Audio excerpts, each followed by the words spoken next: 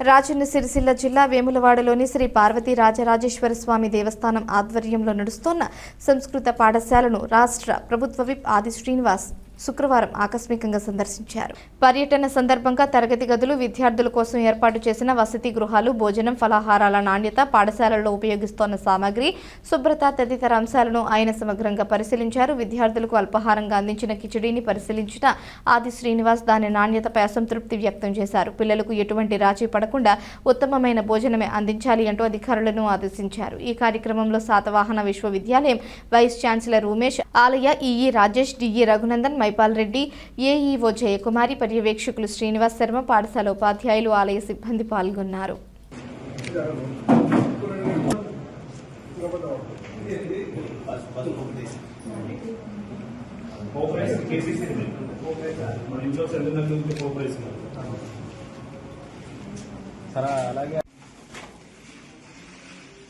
పద్ధతి ప్రకారం పెట్టు.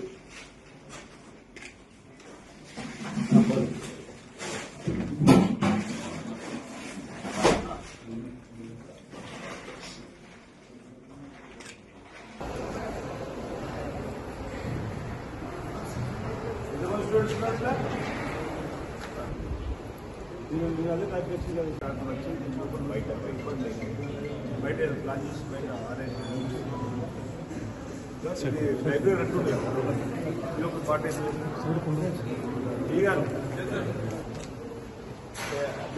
ఉన్నాయి అన్ని చూస్తుంటే